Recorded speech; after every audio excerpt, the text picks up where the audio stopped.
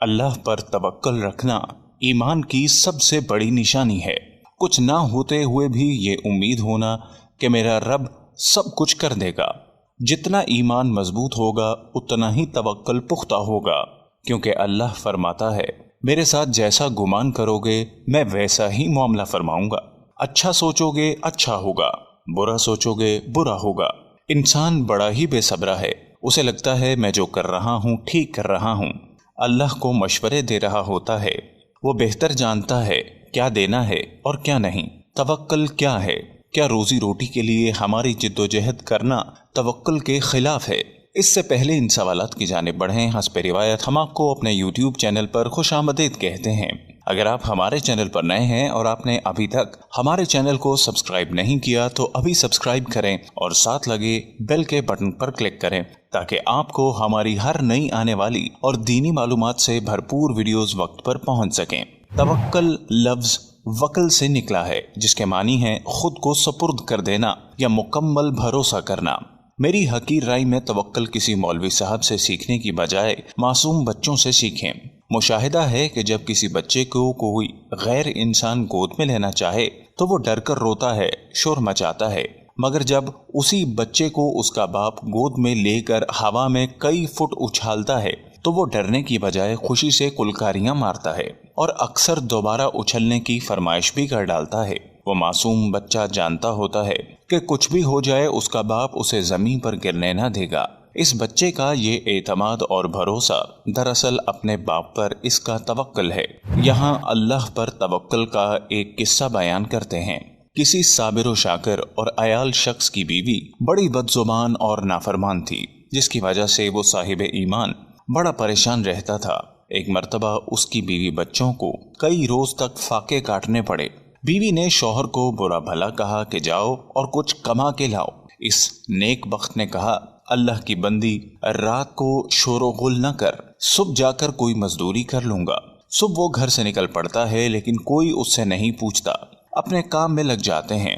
وہ ایک جنگل میں عشاء تک عبادت کرتا ہے اور خالی ہاتھ گھر لوٹ جاتا ہے اور سوچتا ہے خالی ہاتھ دیکھ کر بیوی پتہ نہیں طوفان کھڑا کرے گی۔ تو بیوی نے سوال کیا کہ میاں صبح سے لے کر اب تک کیا کمایا ہے؟ شوہر نے کہا جس کی مزدوری کی ہے وہ بڑا ہی رحیم و کریم ہے، اس نے کل دینے کا وعدہ کیا ہے۔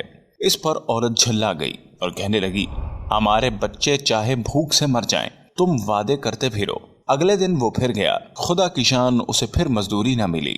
وہ پھر عبادت الہی میں مشغول ہو گیا۔ جب گھر لوٹا تو پھر وہی سوال ہوا کہ آج دونوں دن کی مزدوری لائے ہو؟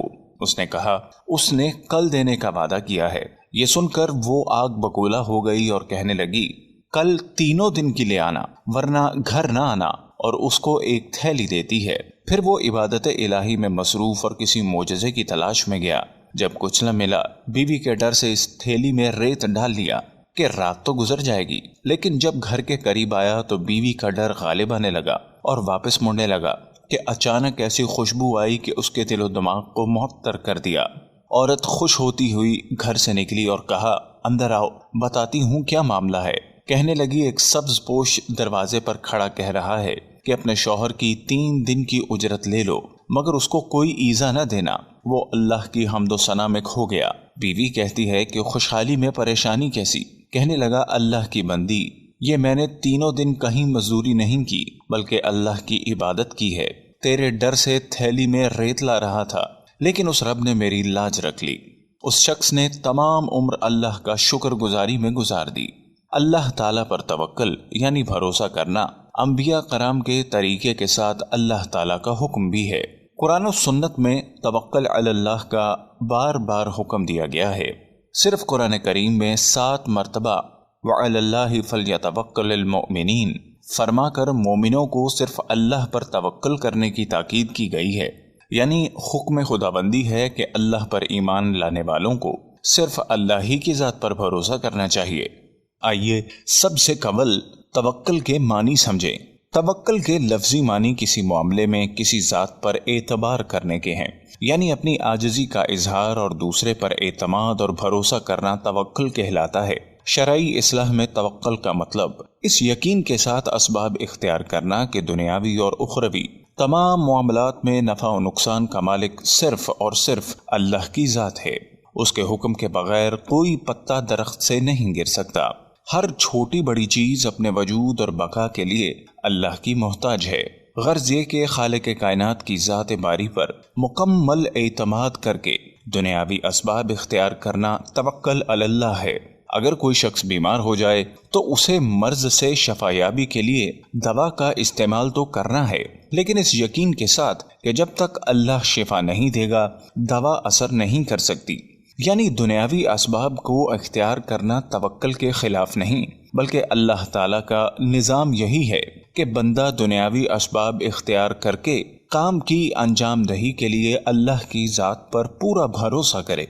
यानी ये यकीन रखे कि जब तक हुक्म खुदाबंदी नहीं होगा असबाब इख्तियार करने के बावजूद शिफा नहीं मिल सकती। हजरत मरियम अलैहिस्सलाम ने जब अल्लाह के हुक्म से बगैर बाप के हजरत ईसा अलैहिस्सलाम को जना तो उनके लिए हुक्म खुदाबंदी हुआ कि खजूर के तने को हिलाएं, यानी हरकत दें। उससे जब पकी हुई ताज़ा खजूरें झड़ी तो उनको खाएं। अल्लाह ताला अपनी कुदरत से हजरत मरियम अलैहिस्सलाम को बगैर किसी सबब के भी खजूर खिला सकते थे, लेकिन दुनिया के दारुल असबाब होने की वजह से हुक्म हुआ कि खजूर के तने को हिलाएं।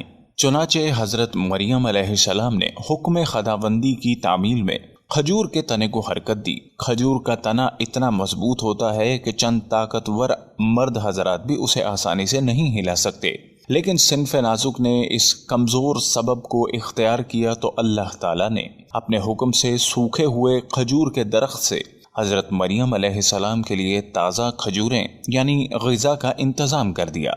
इस वाक़े से मालूम हुआ कि जो भी असबाब मुहैया हों अल्लाह पर तवक्कुल करके उन्हें इख्तियार करना चाहिए। असबाब तो हमें इख्तियार करने चाहिए, लेकिन हमारा भरोसा अल्लाह की ज़ात पर होना चाहिए कि वो असबाब के बगैर भी चीज़ को वजूद में ला सकता है और असबाब की मौजूदगी के बावजूद उसके हुक्म के बगैर कोई भी चीज़ वजूद में नहीं आ सकती।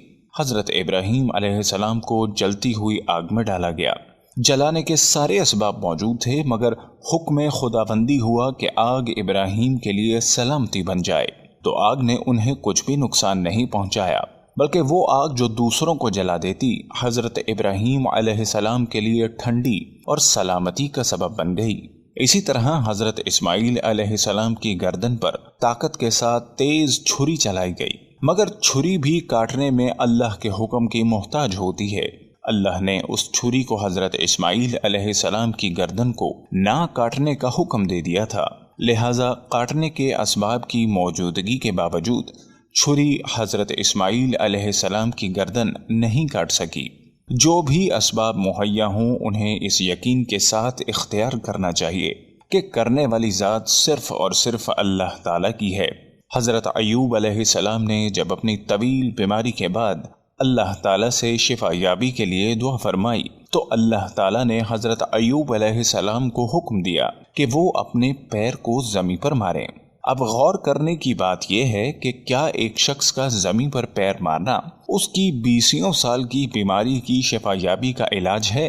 नहीं, लेकिन उन्होंने अल्लाह के हुक्म से ये कमज़ोर सबब इख्तियार किया जिसके ज़रिए अल्लाह ताला ने अपनी कुदरत से उनके ज़मीन पर पैर मारने से पानी का ऐसा चश्मा जारी कर दिया जिससे गुस्ल करने पर हज़रत अय्यूब अलैहिस्सलाम की 20 साल की बदन की मुतअद्दिद बीमारियां ख़त्म हो गईं। हज़रत अय्यूब अलैहिस्सलाम के इस वाक़े से हमें मुतअद्दिद सबक मिले। 2 अहम सबक ये हैं। पहला सबक ये है कि अल्लाह ताला अपने इरादे से भी हज़रत अय्यूब अलैहिस्सलाम को शिफा दे सकते थे, मगर दुनिया के दारुल असबाब होने की वजह से हज़रत अय्यूब अलैहिस्सलाम को हुक्म दिया कि वो कुछ हरकत करें, यानी कम अज़ कम अपने पैर को ज़मीन पर मारें। दूसरा सबक ये कि जो भी असबाब मुहैया हों उनको इस यकीन के साथ इख्तियार करना चाहिए कि अल्लाह ताला की कुदरत और हुक्म से कमज़ोर असबाब के बावजूद किसी बड़ी से बड़ी चीज़ का भी वजूद हो सकता है।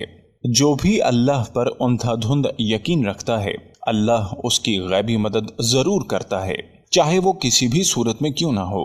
वो जब भी असबाब पैदा कर देता है जब हमें कुछ नज़र नहीं आ रहा होता, क्योंकि मुमकिन और गैर मुमकिन तो आपकी नज़र में होता है, उसकी नज़र में सब कुछ मुमकिन होता है। اللہ تعالی ہم سب کو مضبوط ایمان لانے کی توفیق عطا فرمائے، آمین۔